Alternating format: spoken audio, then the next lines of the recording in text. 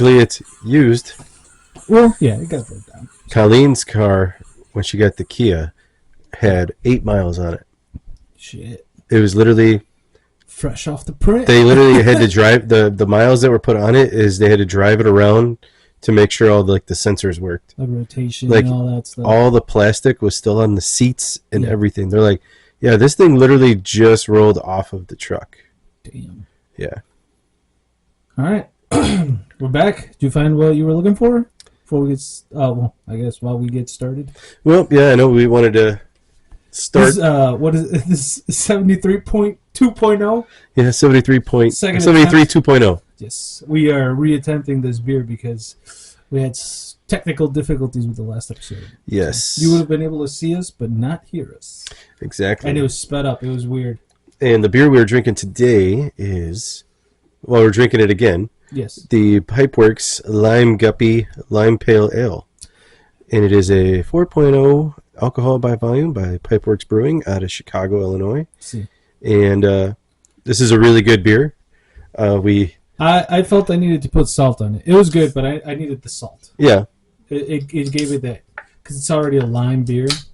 I didn't need that with the Ghost, but this one, it felt like it added a little bit to it, yes, yeah. So. And you know what, though? When we got it, it still wasn't as cold as it is right now. These cans are like, I gotta check the pulse, dude. So now this, with this being like ice cold, hopefully it has a little bit more oomph to it.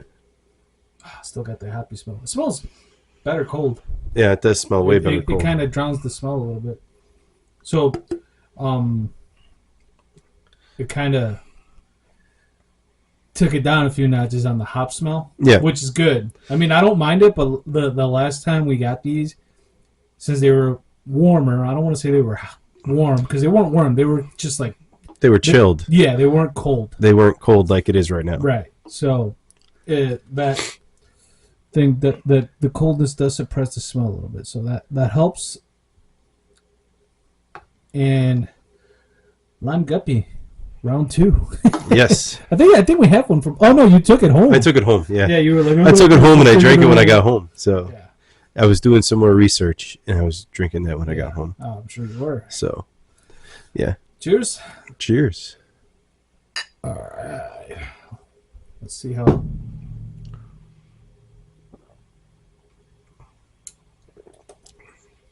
It's good. Oh, so much better colder. Oh, yeah. Still feels like I need the salt. Yeah, but not as much. Yeah. You know, last time, it was like, I need it. Now it's like, I could do without it. But yeah. I think I will enhance this a little bit. But it tastes way better at a colder temperature. Yeah. So before we dive into those topics, dude, Val Kilmer died. I know. Dude, I was fucking like, oh, no, the Iceman. Yeah, I know. I saw that. I was like, oh, man. And I just watched something with him in it. Kiss Kiss Bang Bang. Oh, I love that movie, dude. Yeah. You know what you'll find if you look up the definition of idiot in the dictionary? A picture of me? No, the definition of idiot, which you fucking are. Oh, dude, that felt so authentic. And you just see our DJ just like, huh? No, I know. He had that fucking like dead to rights look in his face. But yeah, man, the Val man, Doc Holliday, bro. I was, as soon as I found, I was like, oh, I gotta go home and watch Tombstone now. And then I was checking like, is it streaming somewhere for free? Because I have it, but I was like, I have the DVD. I don't have the downloaded digital version. Yeah. And I was like, I don't want to have to go down and watch it. So I was like, fuck. So I still gotta watch that again because I love that. That's my favorite. I think that's probably my favorite Western. Really? Yeah. I mean, there's really good ones out there, but I think that's my number one because it's like it's entertaining, you know. Like it's got the drama, but it's also got like funny bits that are not meant to be funny. But you're like, I'm your Huckleberry. Oh yeah. That like, dude, he killed that role, dude. Yeah, he did. Because if you saw, and no disrespect to Dennis Quaid, but if you saw the movie Wyatt Earp with Dennis Quaid and Kevin Costner, that movie's like way too serious. And they're awesome actors, but it was like, dude, there's no Huckleberry in there. You know? I just love when he kills Johnny Rand's like, you're no Daisy. You're no Daisy at all. And the dude's all like, oh yeah, got the fucking brain trauma. He fucking, what's his name? Michael Biehn. Yeah, so the Iceman dude, he gone. Yep. Yeah. Well, I mean, when you watch Top Gun, you kind of thought he was dying anyway.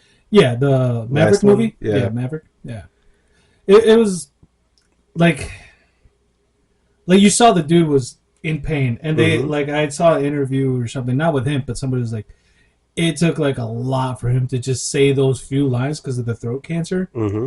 So I was just like, dude, and you know, props to him for coming back to do that. Yeah, because he was. I think he was already retired. Like he's like, I'm not acting anymore. He's like living out in New Mexico or whatever.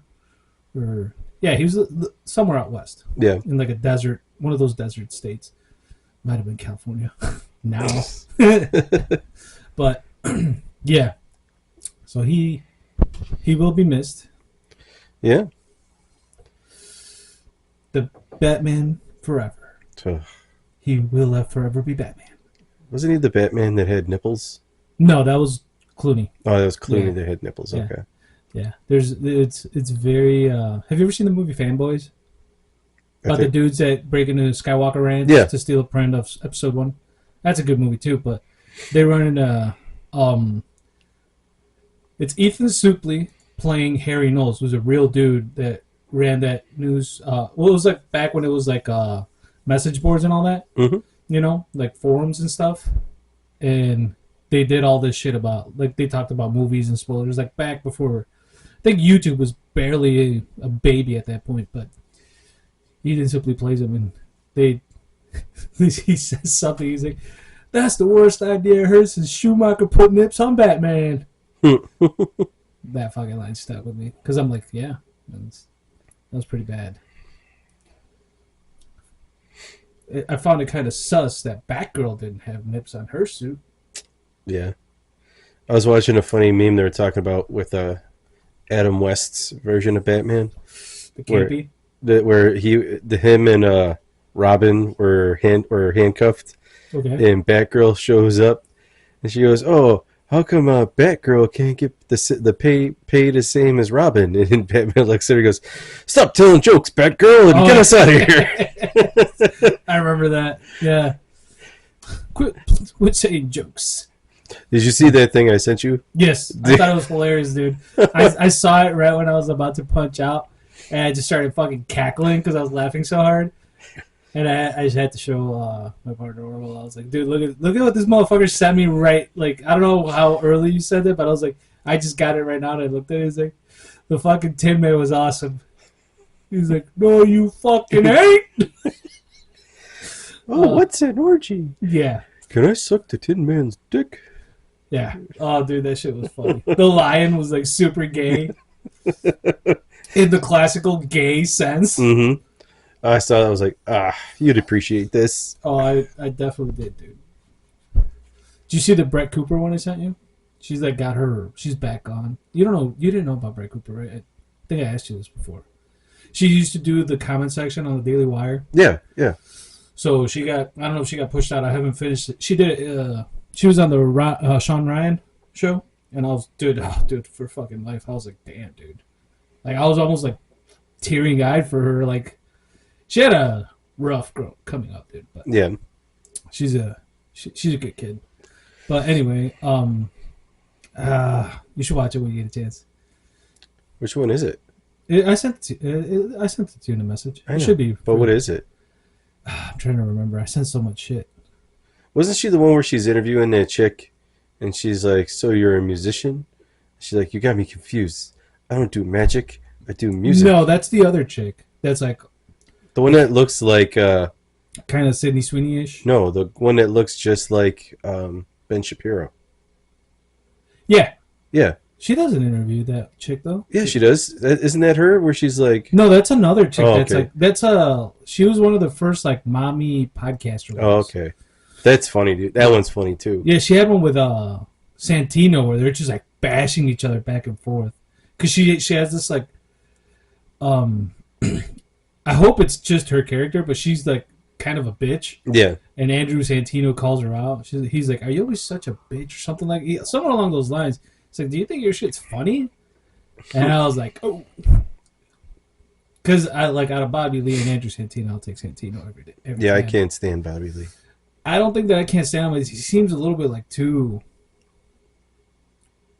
This is gonna sound fucked up, but too Kreischer-y. Like too like, oh my god, like me, ha ha! I'm laughing at your jokes, like me. I just don't like him. He just annoys me. Like it's just one of those things where I'm just like, ugh, just shut up, dude. And then when you look at him, you're like, take a shower. So since we're now kind of touching on topics that we were talking about for this episode last time, which is like the comedians. Mm-hmm. I saw. Have you seen Andrew Schultz's special? Yeah, Life? Dude. I was laughing so hard, and then he showed the video, and it fucking hit home, you know. I was like, damn, like not because I had those issues or anything, but I was just like, you know, we just had the baby a year ago, and I was like, I remember all the shit, and like we tried for a while too before we hit, you know, the homer, and I was like, oh man, and I was watching it, and I told Orville, I was like, yeah, dude, that shit was funny, and then I was almost crying because it's like not sad, it's just like you're happy for the guy, you know? Yeah. And then at the end, he fucking goes off on the jokes again with the male nurse. I was dying, dude. He's like, they're retarded. And he's all like, well, what if we want one of those? He's like, we can't let you. I saw that, and I saw Ralph Barbosa's special. Okay. I didn't watch all of it. I watched part of it. He's an odd duck, but I still found it funny. Like, his shit is more tame. Because he's not, like, moving around. And yeah, it's more like... he's kind of like Tom Segura in the sense that he's just telling stories. You know, kind of like weaving a web. But Tom Segura has that thing where he, like, does his little laughs or, you know, shit like that to make you, like, okay, I know, I see where this is going. Yeah. Or he'll have that loud moment. Yeah. And, like, throw something else where... Box! Yeah, like, he's very... He's got a new one coming out, too, I think, or it's out already. Where he dressed up as Garth Brooks. Oh, no, the last one that he had out was... what was it called? Was it Balls Out or something like that? It was a couple years ago. You're talking about when he did the round? He just did they did a live show for YMH where he was dressed up as Robert Smythe from The Cure. No. This one, I just saw it like a day or two ago, and they're like, it might have been just like a picture where they're like his new special or whatever is coming out, and he was kind of he had the cowboy hat and the fucking Garth Brooks get-ups that are like, you know, country. Yeah, his last one was Ball Hug in 2020. Yeah, I saw that one. Let's see, but I'm pretty sure he's got another one coming out. Oh wait, no, Sledgehammer was his last one. Okay, yeah, that was in 2023. That was, yeah, I saw that one. Come on, where's my cursor? Here we go. I'm super.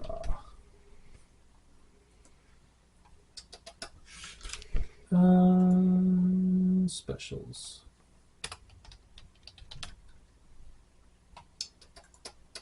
News. Bad Thoughts. Is that? It's a comedy show. Yeah, no, that's... I don't remember, but I saw him dressed up like Garth Brooks, and he was like he's always taking jabs. I'm like, where the bodies, Garth? Yeah. You know? Well, if they did a live show for your mom's house. Yeah. And they did a lot of different things, and then they're also working on a TV show. Yeah. It might have been for the TV show. I could be mistaken. And then they made it like a short film too. Yeah. I watched the YMH where he had his mom on there. Oh my god, dude! It was so hard to just follow, and he couldn't stop laughing the whole time. Yeah.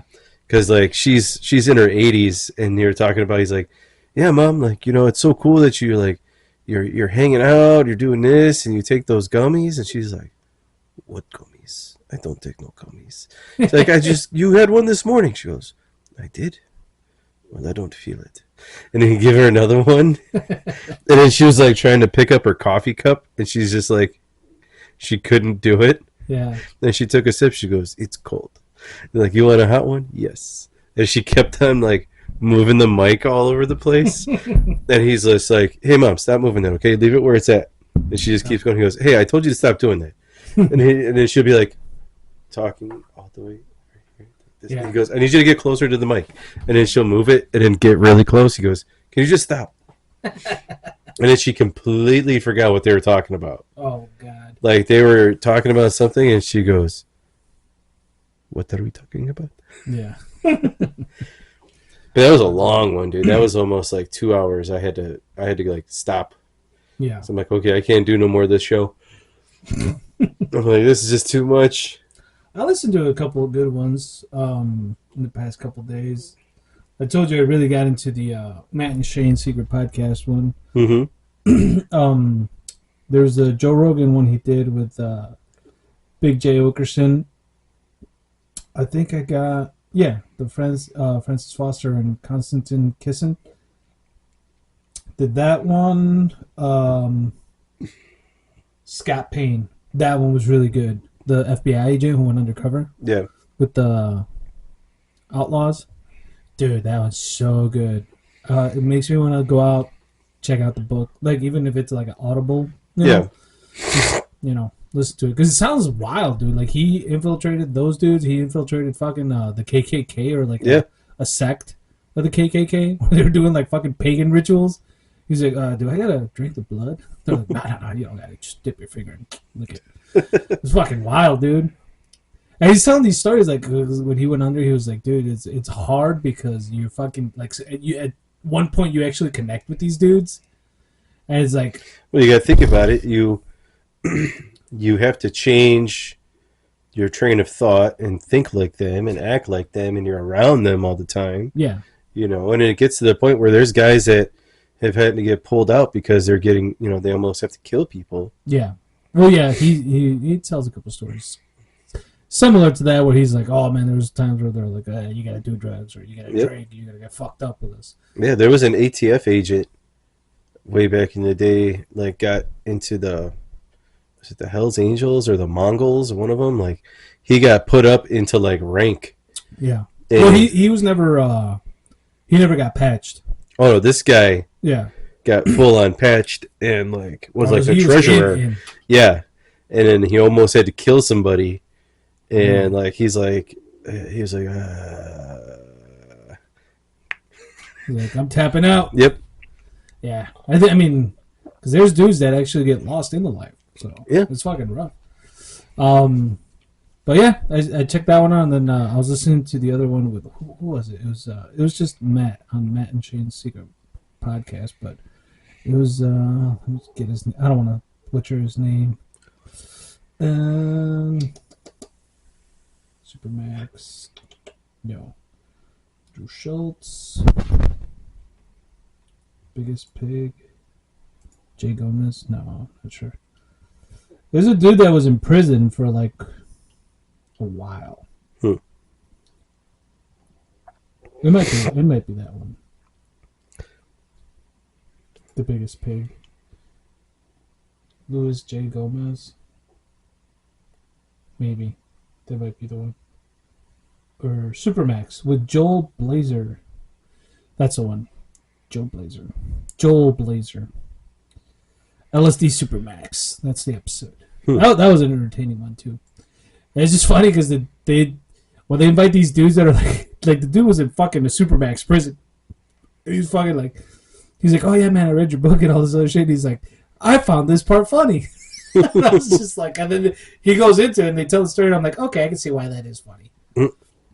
But just to get into like, just like how you talk about like, the FBI guys that go undercover or whoever goes undercover, they have to get into that mindset. I'm like, just try to get into the mindset of a comedian too, like just to see what they find funny because they talk about some fucked up shit. And I'm just like, that is funny. Why do I think like this? But yeah. What's new with the Impracticals? Well, I'm reading some of the text messages right now from Mr. Murray. Yeah. Which he was never my favorite of the four guys anyway. He ate shit. Literally. He was always my last favorite one. Well, we'll give context because last week we were talking about Joe. Joe, yeah, facing some sexual misconduct claims. Mm-hmm. And in this, a woman using the handle at pretendcrab9160 shared screenshots on the subreddit Impractical Jokers site, which has been removed.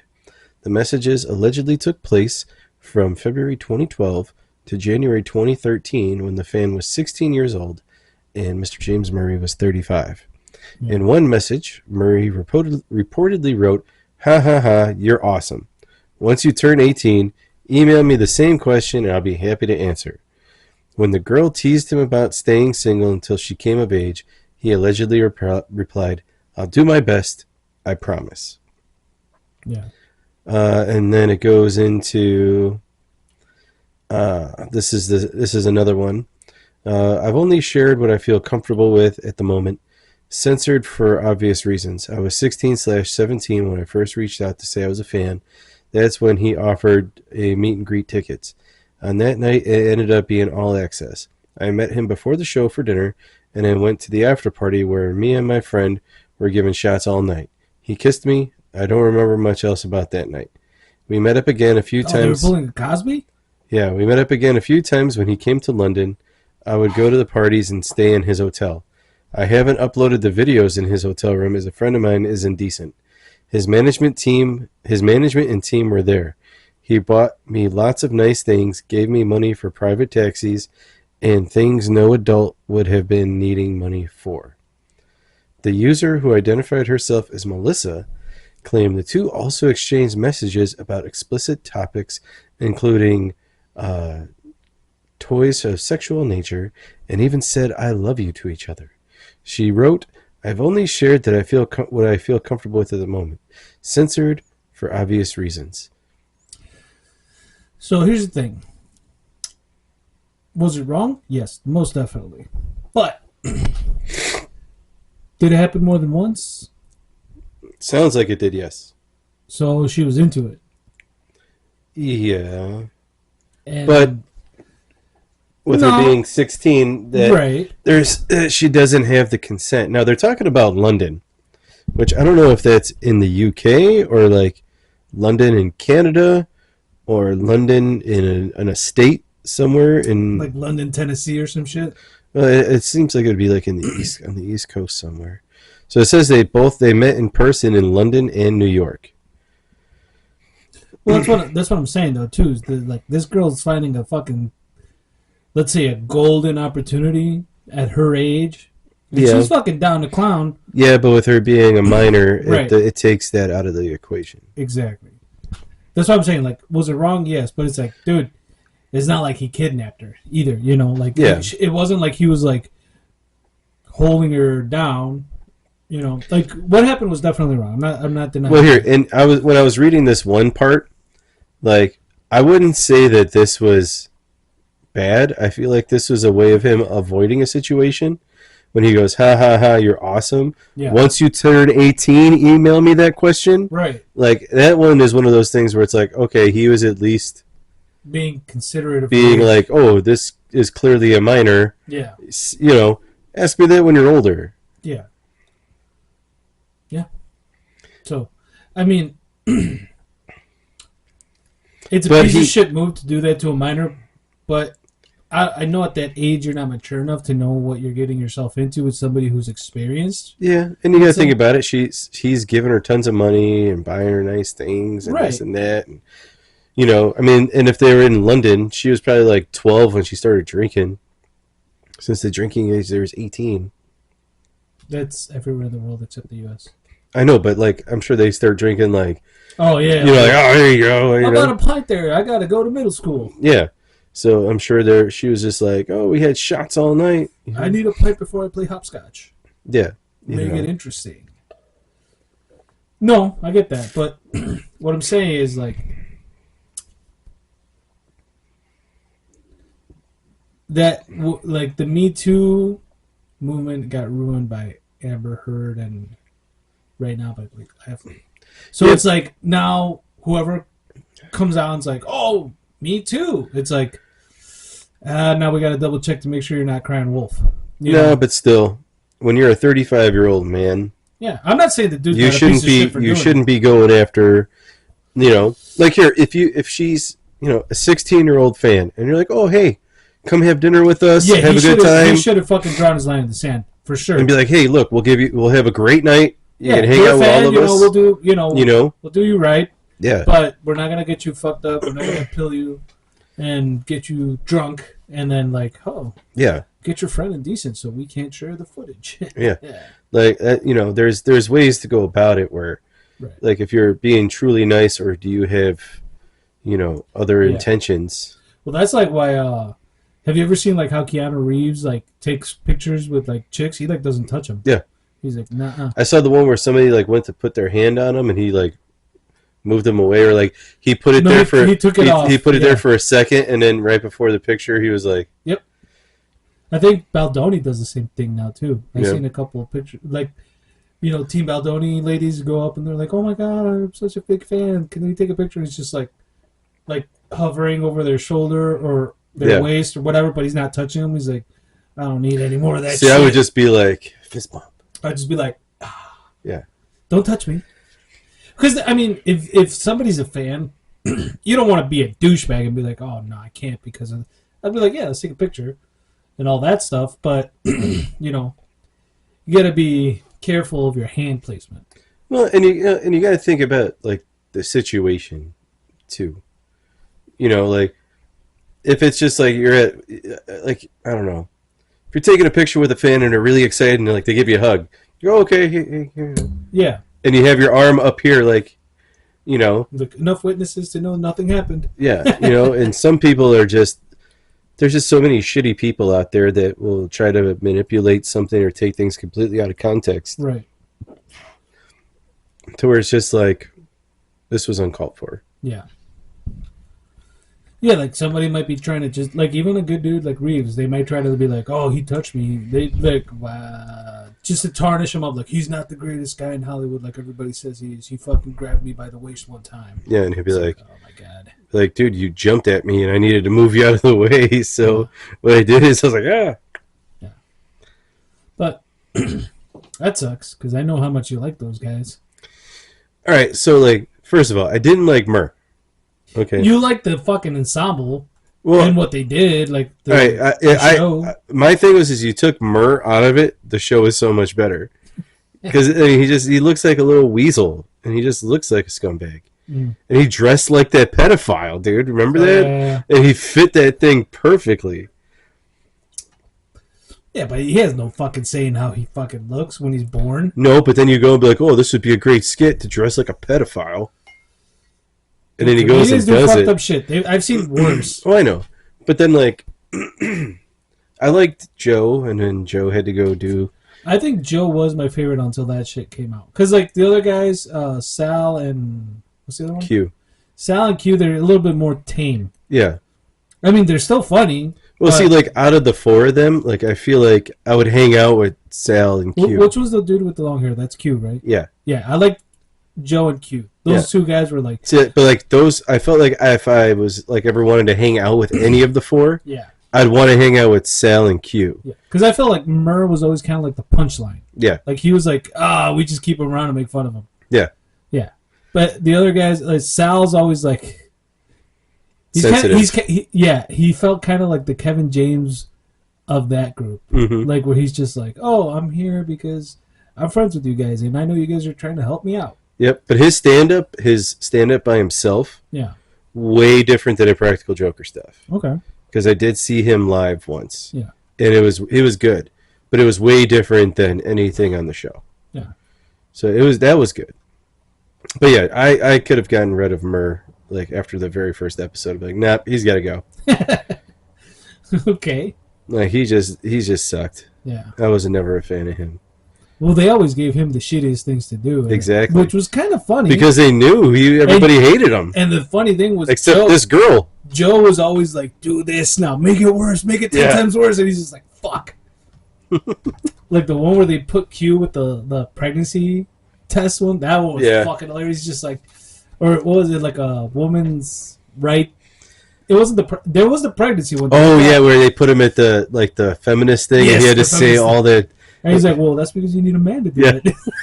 It was a talk show, like a morning talk show or whatever, and he's just like, "Oh, it's hot in here." And they're like, "Now say this.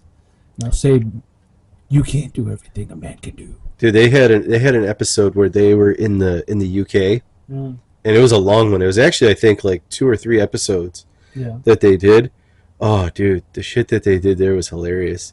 They were all pretending to be like bartenders at a pub, and they would all do like some of the dumbest shit. Oh, it was so good. It's hard to find, though. You can't find that one. Yeah. And then when we went and saw him, it was good. Yeah, it was all right. You know, I had fun. It wasn't like, woo! No, I don't mean it. I didn't mean it as like it was a life-changing experience. But I like it with, just because it was entertaining. Yeah, no, for sure. I mean, even if I went to see my favorite comedian, I don't think it would be life-changing unless I was, like, hanging out backstage with him. I was like, I got to meet him. Like, if I went to see him, I'd be like, this shit was funny. Could I have watched it at home? Probably. Yeah. But it's an experience to go to the fucking theater and watch them. Yeah. I remember the first time I saw them, when I saw them in Indiana, their show, dude, it was, I laughed from beginning to end and, like, hyperventilating because some of the shit was just so damn funny. Yeah.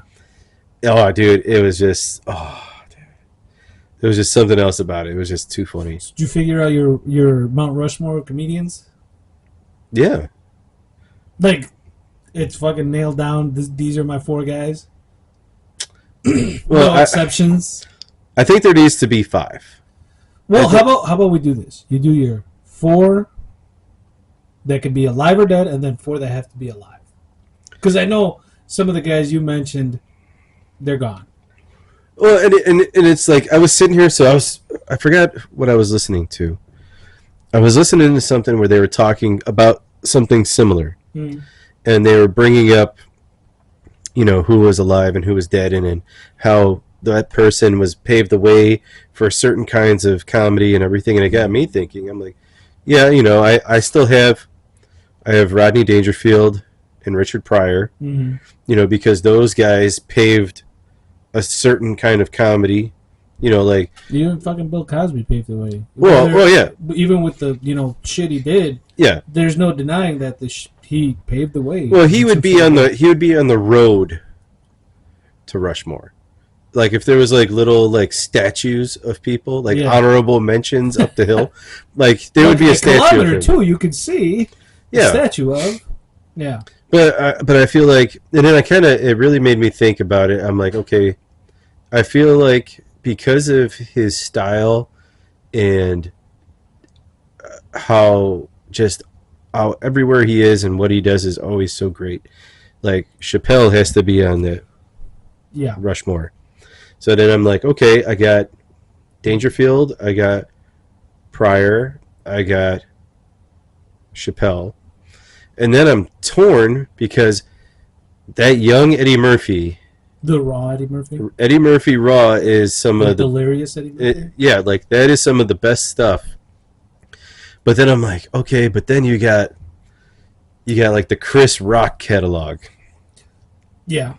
And then you're like, okay, you got that, but then you got, oh God, who was the other one that I had that I was kind of putting into that category too?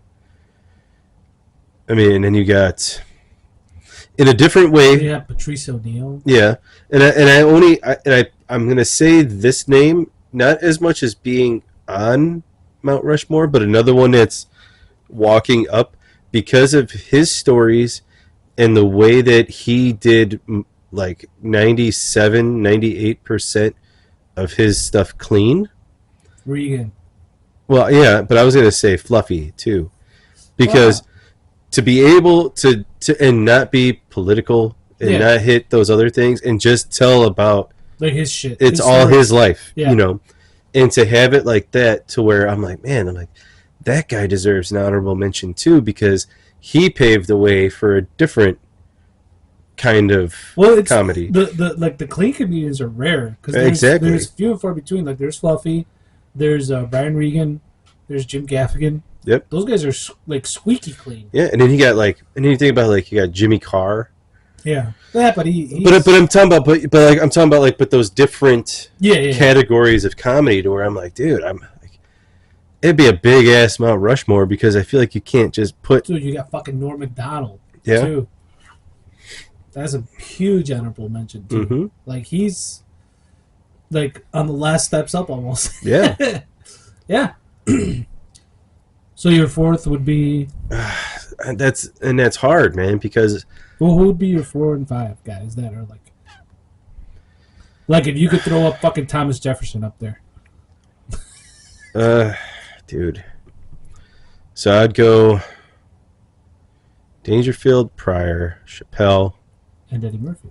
Eddie Murphy. Or Eddie Murphy would be a split face with Chris Rock. Really? With Chris Rock? I think so. Yeah. I feel like that I would think you divide him with Chappelle, not with Eddie Murphy. No, Chappelle would be on his own, dude. Yeah. Chappelle is on his own. Yeah. Because you got to think about it. You got to think, though, Eddie Murphy paved the way for Chappelle because he had the Nutty Professor. Yeah. But he surpassed Eddie Murphy. Dude. Yeah, he's the GOAT. He surpassed. I'm not talking about now. See, now you're bringing in a different part to where you go into movies. Yeah. And that's where Eddie Murphy surpassed Chappelle. Yeah. But when you have just the comedy part, like the stand-up itself, Chappelle surpassed him. Yeah. And Chris Rock is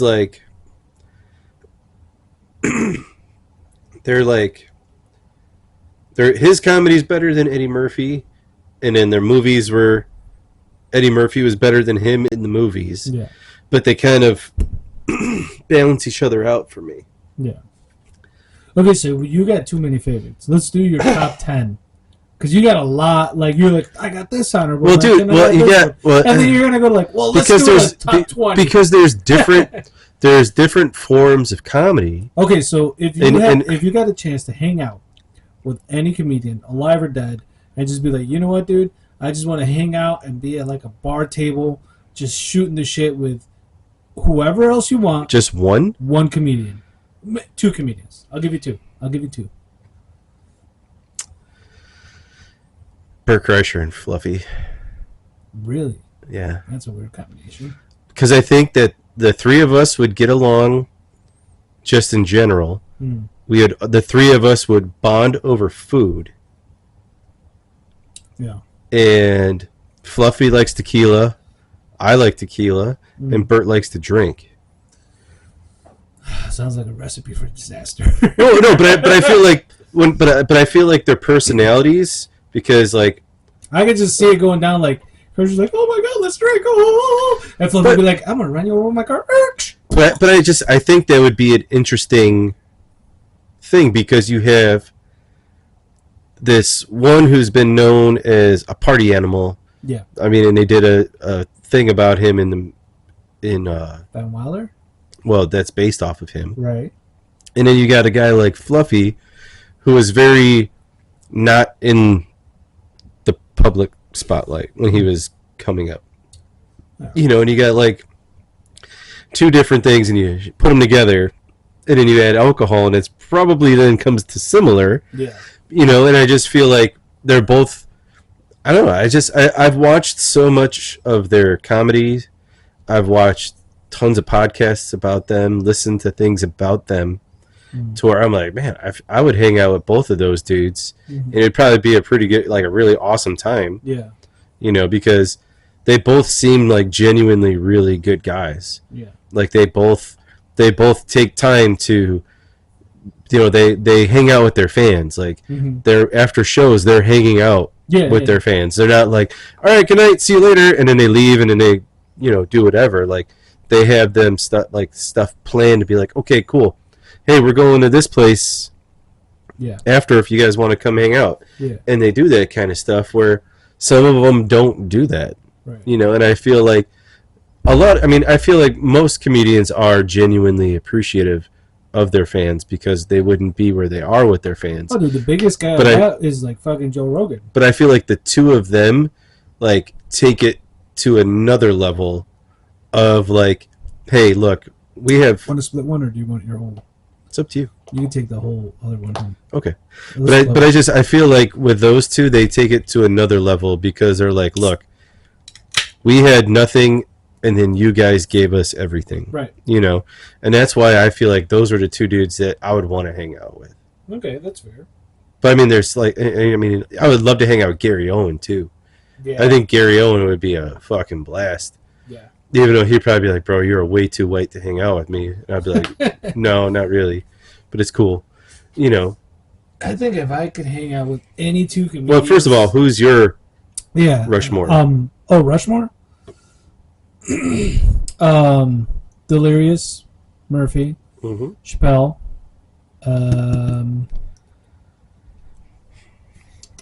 let's see, who else? Pryor, for sure. And my fourth would be... Shit.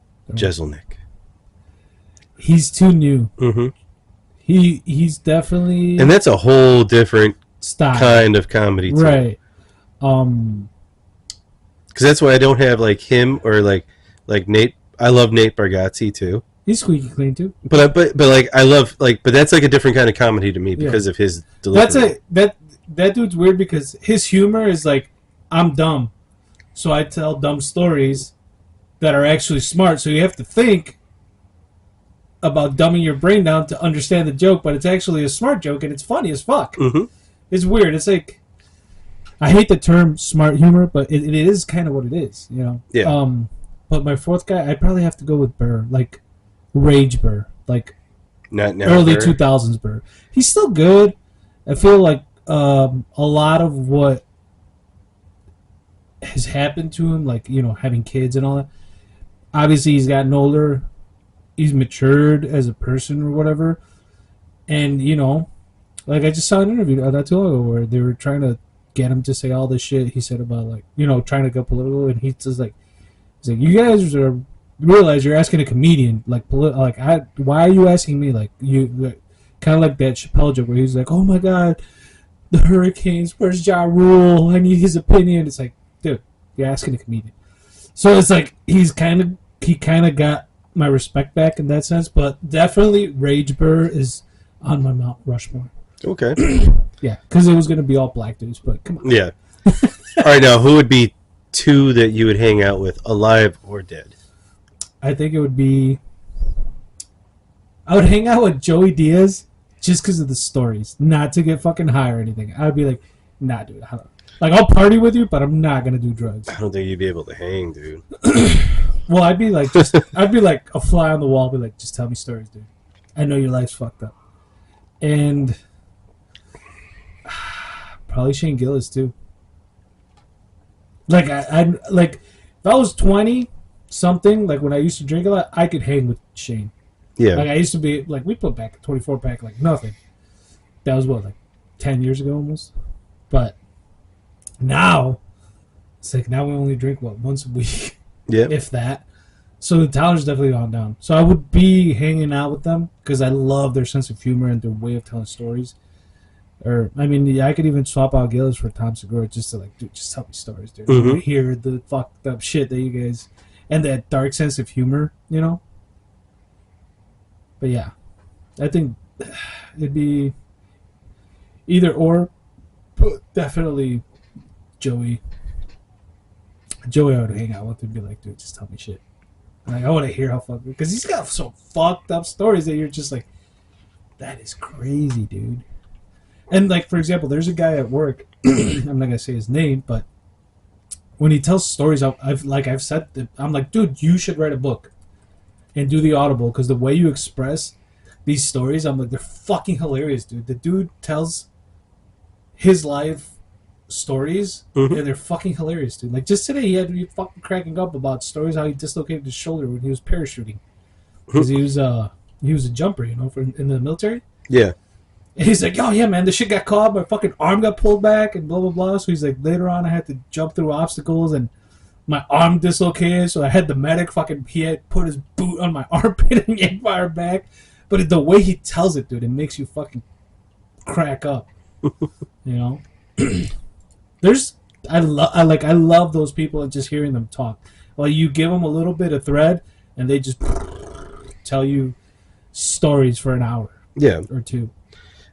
I mean, and here's another thing. Like, we didn't even really talk about any like female stand-up comedians because there's some really good ones. There is. You know, I love Ali Wong, and I'm good. I like some of Nikki Glazer's stuff. And what's her name? Taylor Tomlinson. Yeah. I like them, but then there's some that are just like. Here's the thing. Like Sarah Silverman. There's the thing. It's just too much about vagina. Well, here's the thing. That's kind of what I was getting at. When they focus it, like, because it's one thing to tell a story, and you're telling it from a female perspective, and another thing where it's just like my vagina, my vagina, my vagina, and I'm a slut, I'm a whore, and I'm a slut. Mm-hmm. And those are I'm just like okay, I know you're trying to get a joke across, but you're like you don't need to put yourself down to do it. Exactly. You know, like for example, when Bill Burr says like, because I'm a maniac, I'm fucking crazy, I do stupid shit, and you know my rage goes from 0 to 100 in 2 seconds. That's relatable. Mm-hmm. Because I think every guy's been through that at least at one point in their life.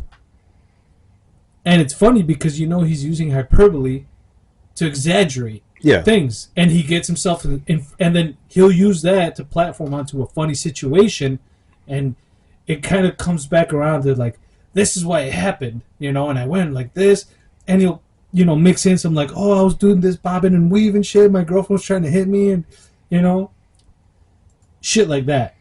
Yeah. Where a girl's like, oh, I had this dude, and like that joke from The Predator. You've seen Predator, right? Mm-hmm. The dude's like, I told my girlfriend I wanted a little pussy, and she said, yeah, me too. You know, because her pussy was so big. He's trying to explain the joke to fucking Billy. Yeah. And it's those kinds of jokes that I'm just like, Well, that's why I like people, like, when we're talking about females, I like Fortune Feimster. I think she's funny as hell. Yeah. Cristela Alonso, who had the TV show. Oh, yeah, fucking Christina, Tom's wife. Yeah, Christina P. Yeah. Angela Johnson, she's funny too. Mm-hmm. But then you got people like, I'm not a big fan of Chelsea Handler. Oh, no, I can't stand Oh, God, what the hell? See, Chelsea Handler's one that I'm like, I don't really think she's as smart as she tries to play off. Yeah. Like, she'll get herself in situations where it's like, you're trying to sound smart, and you're touching smart topics, but you just can't navigate those waters. Yeah. Dude, they tear her up really quick, and I'm just like, yeah, I saw that coming. And I can't stand Amy Schumer. Oh, yeah. But you know who? All right, so here, this is one that I like. I like her comedy to a point, but I love what she does in writing for like TV. Okay. Whitney Cummings. Oh yeah. Like her ability, like to do TV shows. Yeah. I really like more than her stand-up. Kind of like Tina Fey. Yeah. Amy Poehler. Yeah. Yeah. They're funny, and they've gotten their movies off the ground. But like Tina Fey was a writer for many years before she got on Weekend Update and shit like that. Oh well, yeah. Yeah. So that, I guess that's what you would call paying your dues. Mm-hmm. But I remember I watched the 50th anniversary thing on SNL, right, where they were talking about like the funniest people were the writers. Yeah. And they just never. Some of them would just write. Yeah, but like, did you ever see the interview with Jim Brewer? How he's just like, dude, they would just like. there's horror stories from SNL too. Oh yeah. How they're like Jim Brewer and what's his name, Phil Hartman. They're like, dude, they fucking hated working there because, like, not, I don't want to say hated working there because I'm sure they had a lot of fun, but they're like, dude, everything was a competition with everybody else. Yep. And everybody's trying to get their skit on the air and whatnot. And they were like sniping each other, like their ideas and shit too.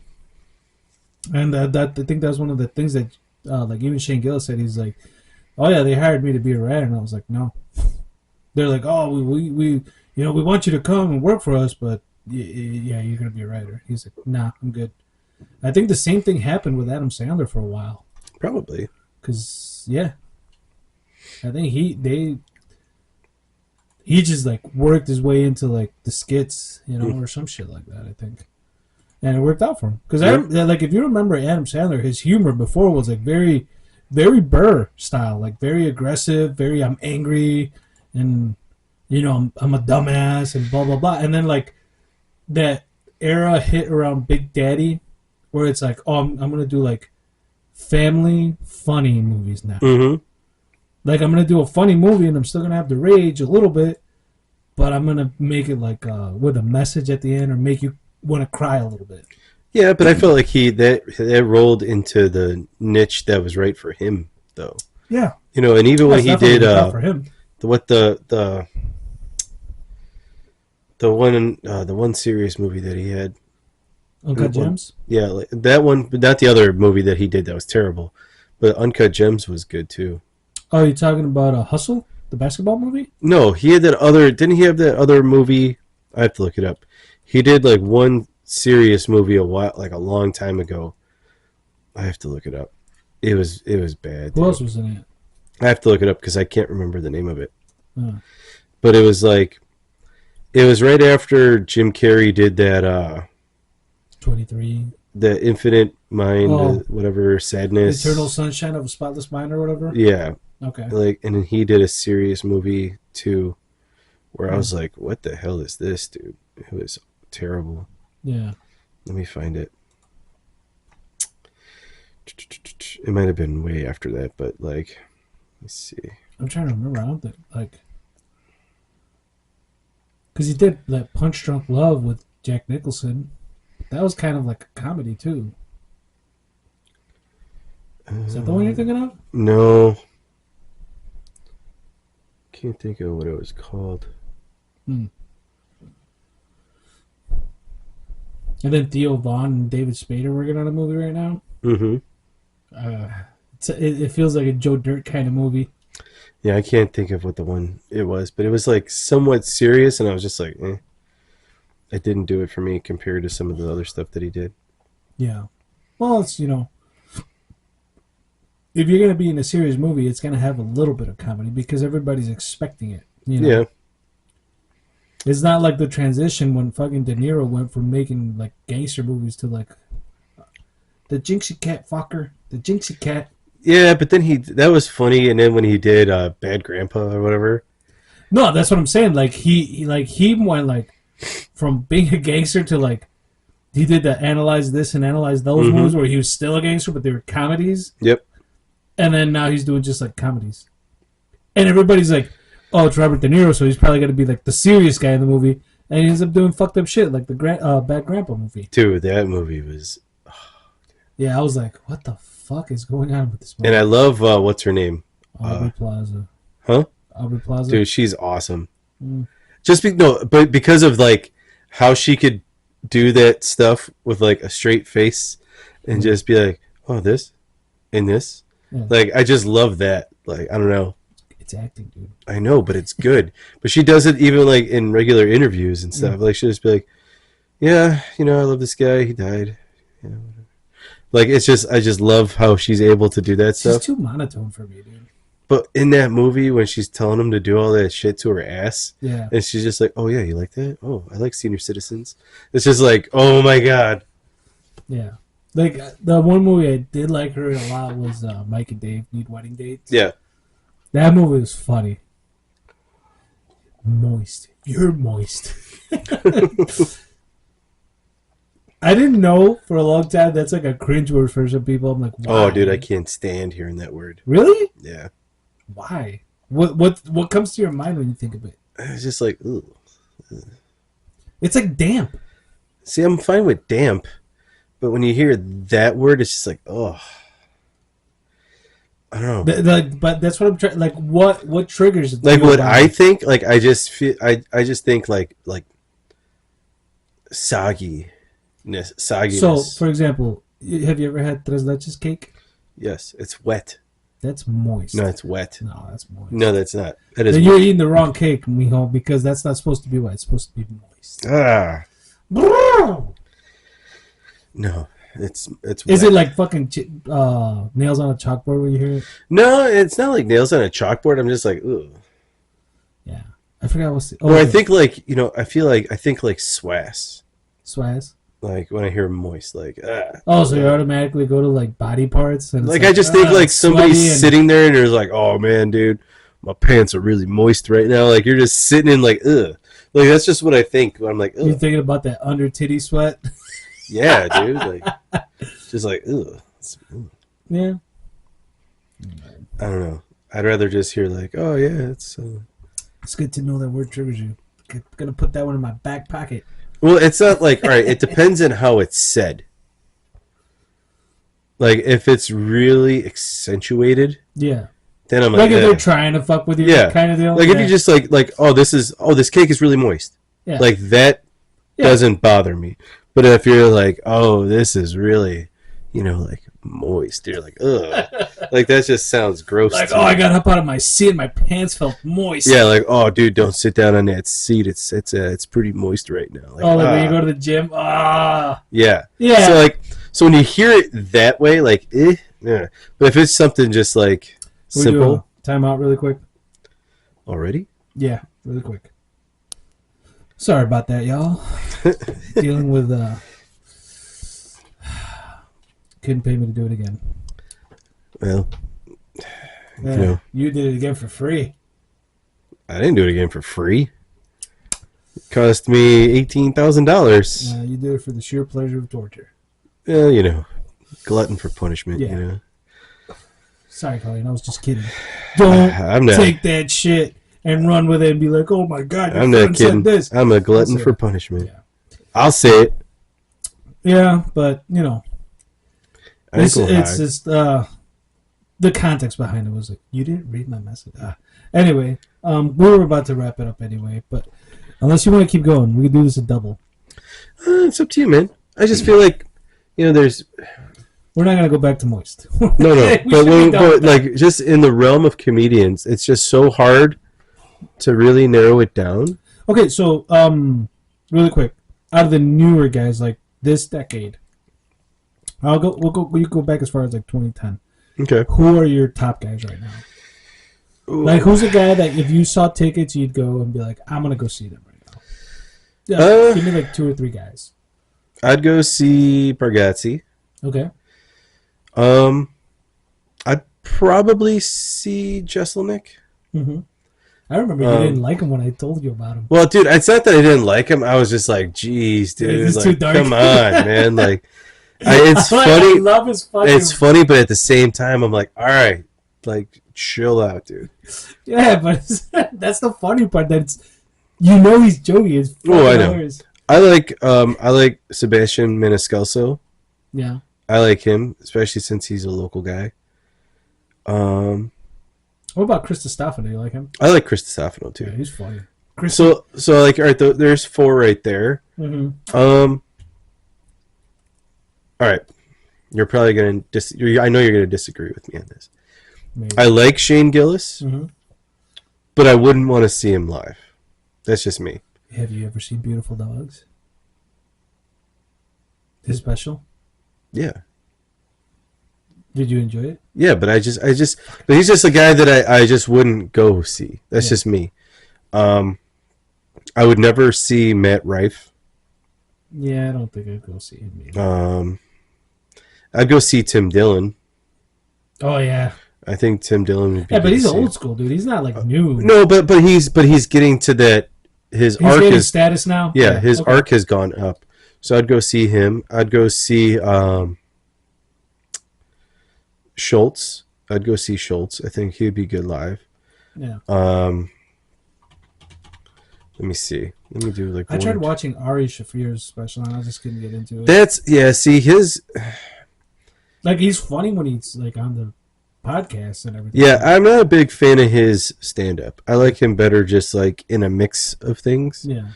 Kind of like Hinchcliffe, where you'd need him to be roasting people. Yeah. Him telling jokes, it's like, it could be hit or miss. Mm-hmm. But you know he's funny, and you know if you put somebody across it, he's like, oh, I'm gonna tear this dude apart. Like an up and coming guy too was what's his name? That dude I told you he's half black, half white. Fuck, can't remember his name. Tony something, I think. And even though he's not of newer, he's older. I'd love to go see Gary Owen. Gary Owen. Oh yeah, dude. I think Gary Owen would be good live. Yeah, Gary Owen.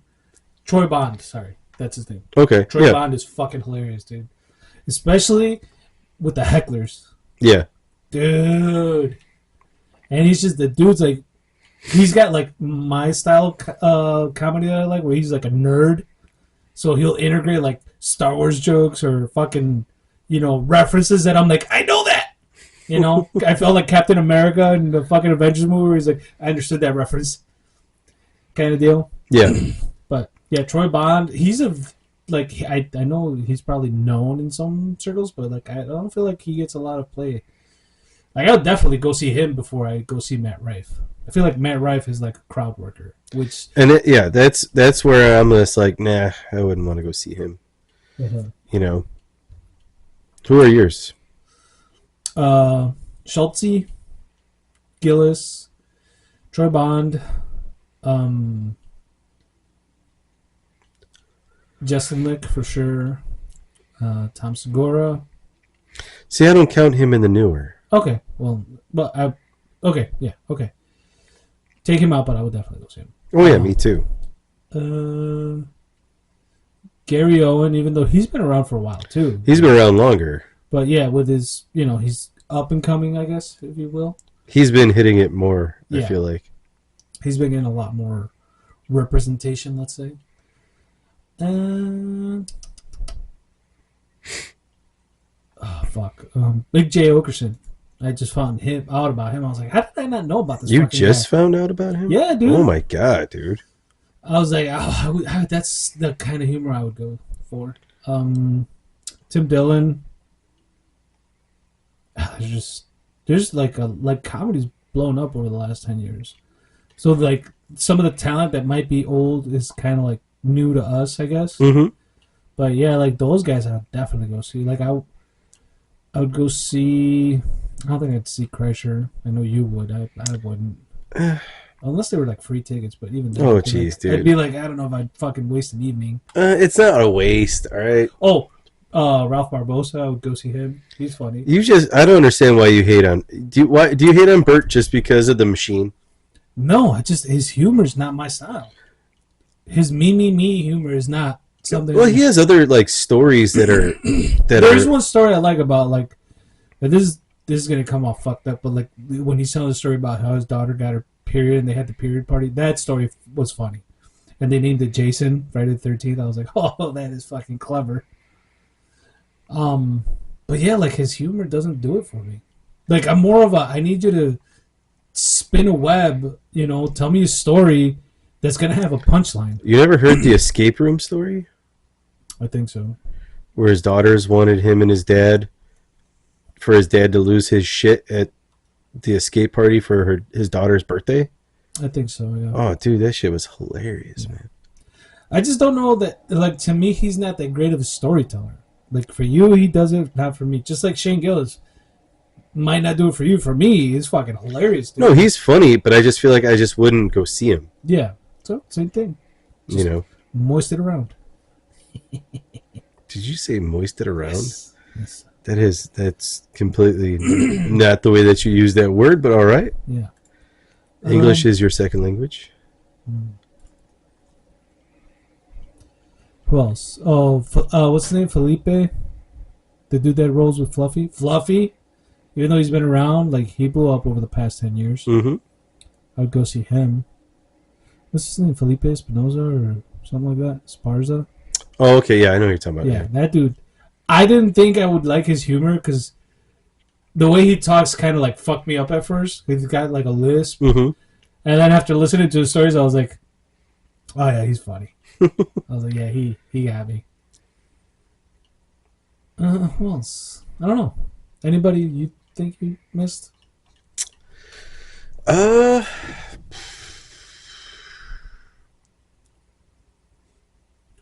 Not offhand, man. Like I like Mark Norman, but I wouldn't want to go see him. See, that's one guy I'm like, yeah, Like I like some of his stuff, yeah, but it's like I only like bits and pieces. yeah, like I Yeah. wouldn't want to be like now here. That's a guy I wouldn't want to go have an evening watching. Yeah, Like if he was headlining, I'd be like, I'm good. no, I'm all right. Like who's opening? I mean, I guess we could leave early. Yeah, You know, yeah. like I would love to go to that. What is it called? The the comedy fest that I know you don't like him that Bert puts on, where he has the comedy at all like the minor league baseball stadiums, and it's like 20 different comics. Okay. And here, let me. What is it called? Well, see, it's not that I don't like Bert Kreischer. You're making it sound like I fucking hate him. It sounds I like just you know do. I'm just like his humor's not my cup of tea. Yeah, That's you all I'm just you saying. just don't like him. It's okay. Dude, You just don't like him. don't twist my fucking words. You just don't like him. Whatever. Fully Loaded, the Fully Loaded comedy tour. Mhm. Like here, let me see. I don't know if they have a new one coming up. Yeah. But like here, let me see if I can find an old lineup. Ooh, Giannis Papas too. So like it was him, Adam Ray, Big J Okerson, Bobby Lee, Chad Daniels, Ooh, we didn't mention Santino. He's Yeah. funny too. Dan Soder, Dave Attell, Joe DeRosa, Kyle Kinane, Sam Morrell, Shane Torres. Shane Torres is funny too. Mm. Stavros, Tony Hinchcliffe, and Whitney Cummings. Mhm. Like that's a decent tour, dude. That's a good lineup. Like, Yeah, you know, I know like, and that was last year. 80% of those names. But yeah, So I mean, and that's pretty cool because it's at a minor league baseball stadium, yeah. and they do like I think they each do like 15, 20 minutes. Okay, So I mean, I think that's pretty cool. Like it's an all day event. yeah. It sounds like it would be fun to go to one of those. Like, ooh, what was this? That was in 2022. It was the one show was Bert, Big J Okerson, Taylor Tomlinson, and Sal Volcano. You know, so going back to like who would you hang out with? I mean, I think Joe Rogan might be one of those guys I'd hang out with too. Yeah, Because he's a smart dude where you could just have a conversation about anything. And he could like fill your head with just information that you might not remember later on, but he'll be like, that conversation at that time might be interesting. you yeah, know? And you put that together with Shane or with Joey Diaz or pretty much anybody, and it's like, all right, now it's a party. yeah. You know, we're like, come on, I'm not drinking, but I'll bust out the smelling salts. Maybe spark a little joint. Yeah. Anywho. Oh man, you're almost. That was your beer. Yeah. Dude, like even Martin Lawrence when he was on Def Jam, Chris Tucker, back when he used to do his Michael Jackson stuff. That shit was fun. Skinny Chris Tucker Yeah. or jacked No, Chris like Tucker? crackhead Chris Tucker. Oh, Where he's like, "Damn, kid, don't slow down." you know, I liked his special that he did a couple of years ago. Oh, he was still funny after he got jacked, but then he went Christian for like 10 years, Yeah, and it was like born again Christian or whatever, and he's just like disappeared. yeah. And then you see him on Rush Hour 4. It's like, what? Rush Hour 9. Yeah. Still a cop after being 70 years old. Oh, dude, I don't think Jackie Chan. I don't think he would have another Rush Hour in him. I don't know. It'd be carpool lane. Yeah, It's no more Rush Hour. It's carpool lane. dude. Well, you think about it. Jackie Chan is what, like 70 something, almost 80. He's up there, dude. Yeah, I know. And Chris Tucker's like in his 50s. Yeah. So you think about that age gap when they made those movies. Jackie Chan was probably like 50, and this dude was like in his 20s. Let's see. Jackie Chan is... He's got to be like in his 80s almost. Jackie Chan is 70 years old. 7-0 on the money. Yep. Oh. And Chris Tucker is 53. So you're talking about 17 years different. Jackie Chan was already drinking when this fucker was born. So in 1998 is when the first Rush Hour came out. So just drop it back 30 years. And add the 2. What is that? He was 42. Jackie Chan was 42. Yeah, and he was 28 or 25. Yeah. Fucking big gap, dude. And he's telling him, can you read the words that are coming out of my mouth? Yep. Or do you understand? Rush Hour 4.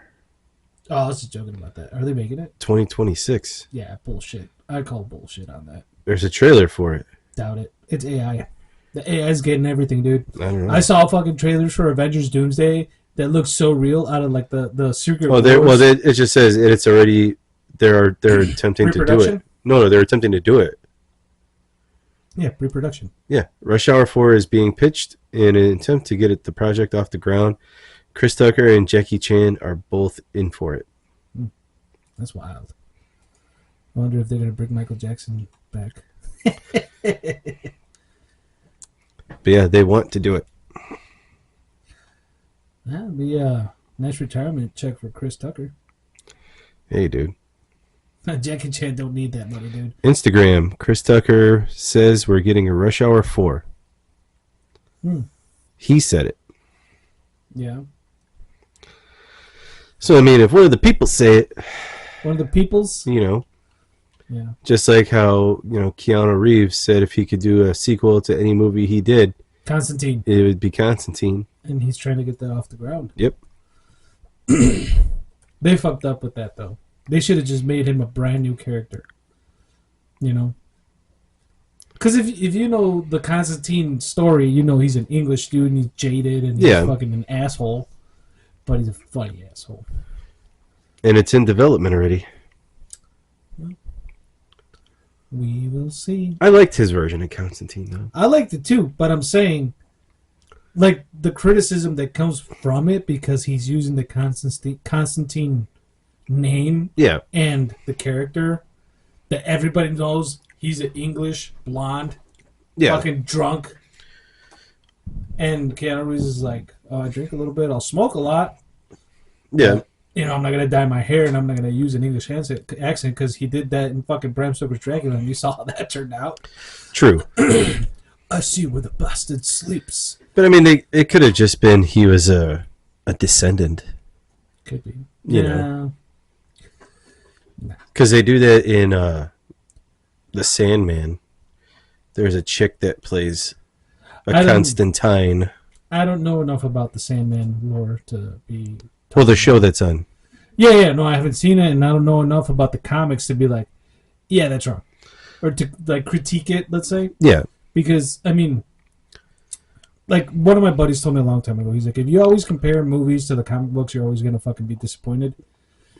Which is true. And, and it kind of made me turn an eye to that, where I was like, okay, I got to enjoy the movies for what they are.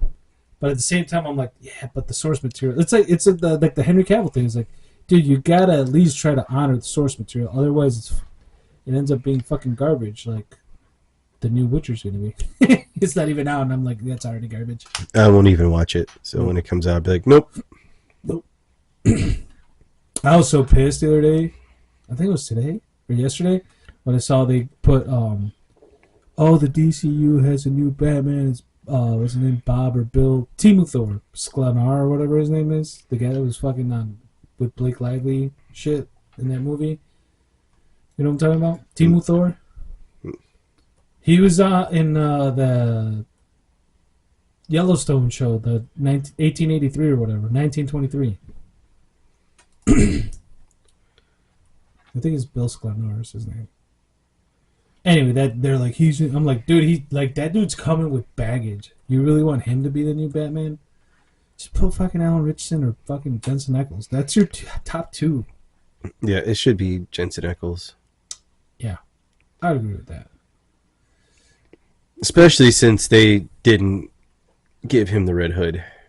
True. In real life. Yeah. Dude, if they made one with him, Jason Todd. Yeah. But, dude, that was the best part of that last season of Supernatural. Yeah. Oh, when he's there and he sees the Red Hood mask, and he's like, "Oh, that's cool." Yeah. See, I would take Alan Ritchson as Batman over Jensen Ackles, just because I'm like, that dude is like peak Batman. Yeah, he's like how Ben Affleck got jacked to be, not to say Jensen Ackles, because he did it for Soldier Boy. He got fucking big, but like he would dwarf. What's his name? David Cornsweet. That's his name. The new Superman. I think so. Yeah, he would dwarf him so bad. They'd have to do that like fucking Lord of the Rings thing where it's like you gotta stand in the back to look smaller and be like, you can't, dude. It's Alan Ritchson. It's fucking Reacher. It's fucking Thad Castle, dude.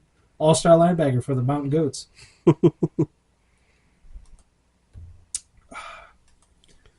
But yeah, it's good.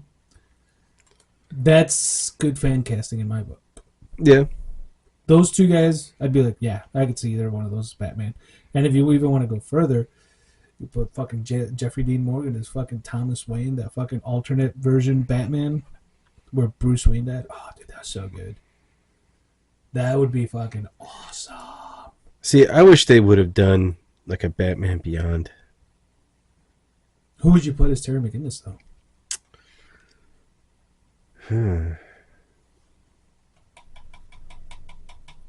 Timothy Chalamet. No. Timothy Chalamet, like Adam Taylor says it. Chalamet. No.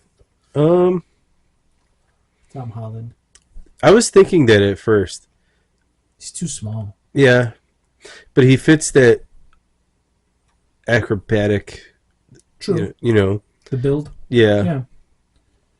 Yeah, because you can't have a fucking muscle dude. No. But I feel like there's other dudes you could put in there.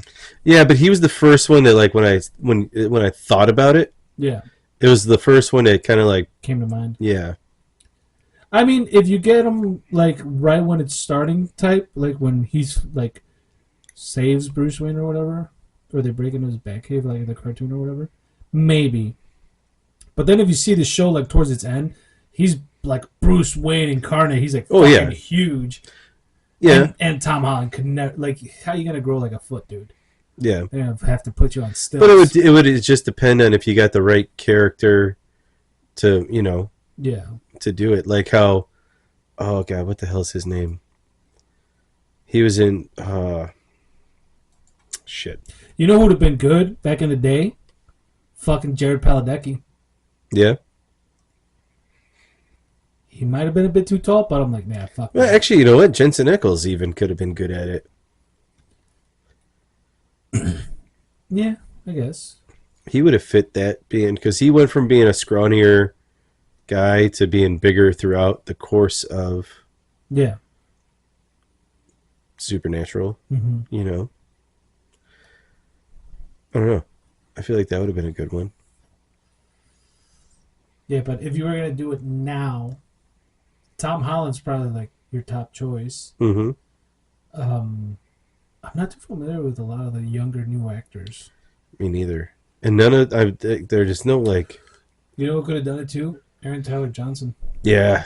Like when he did Kick-Ass, I was like, oh shit. Yeah. Now see there, right there. Yeah. At that point to now. Yeah. And then you set him up as this has been Batman for 10 years. Yeah. You know. You go from Batman Beyond Year 1 to Batman Beyond Year fucking 10, and it's like fucking a brick shit house built like a motherfucker. And for some reason, he's got a mustache. It's all right. His mask covers his whole face. He's the only Batman that has a full beard all the time. Yeah. Nah, dude, that dude could rock the mustache without the beard. That looks fucking cool. He did look pretty cool as Kraven, though. Yeah. He did fit the look. I just think Sony's fucking up their whole universe, but whatever. Yeah. I mean, even I think you could even have done Tom Hardy. Tom Hardy was when Tom Hardy was young. Oh, you know who they would have gone with probably though? But look, like here, like if you saw This Is War with him, with Tom Hardy and Chris Pine, they probably would have been like Chris Pine. Yeah. Because he had that look. He had that boy look too. But just look up, and he could rock the long hair. Look up Band of Brothers Yeah, I've seen Band of But Brothers. Tom Hardy in Band of Brothers, Yeah, when he's how younger. small and like whatever. Yeah. You could even put fucking Channing Tatum when he was younger too. Yeah. Oh, or what's his name? The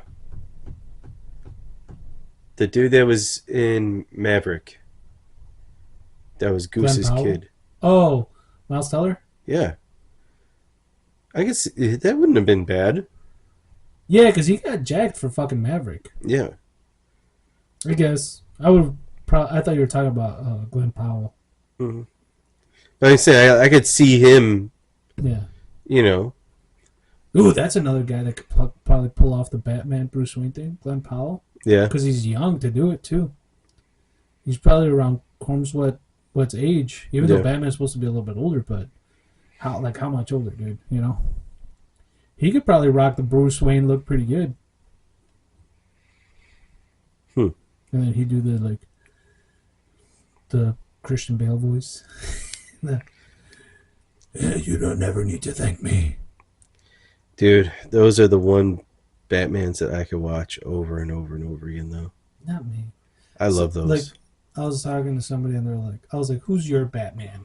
You know, across time, whatever generations. And they were like, I thought they were going to drop fucking Pattinson on me. I'm like, that dude doesn't even qualify, man. He's not even in the running.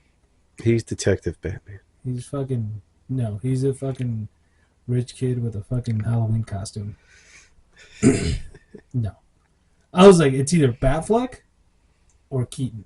Those are my two top. Not to no discredit to fucking Christian Bale, but like, dude, Batfleck would destroy all of them in a fight. His just made it real. Yes, his was like how, grounded. Yeah, his was like how Robert Downey Jr. was Iron Man. Right. No, and that goes a long way because respect. They grounded the movie very well to like. Oh, I buy it. He's got this super high tech that we don't know about, but it seems plausible. But, dude, the Batfleck, the fucking warehouse scene, I was like, that's all you need, dude. Yeah. That was like straight out of the video games. I was like, ooh. Like, you animate, I'm sure, like, I would love to see the storyboards for how they planned that scene. Just to be like, this is a comic book. This is straight out of a comic book. But anyway. What are we shot into? You want to do 3 Gs? Malort? No, thank you. No? There's no punishment. Dude, we gotta clean out this fridge soon. We do? Dude, look at it. It's overflowing. Oh, shit. What happened? I don't know. That's pretty weird. Technical difficulties. Sorry, everybody. All right. Are we recording now? Yes, we are. Are you sure? I'm looking at the timer, so. Okay. Cheers. Cheers. Salud. And good night, everybody. Woo.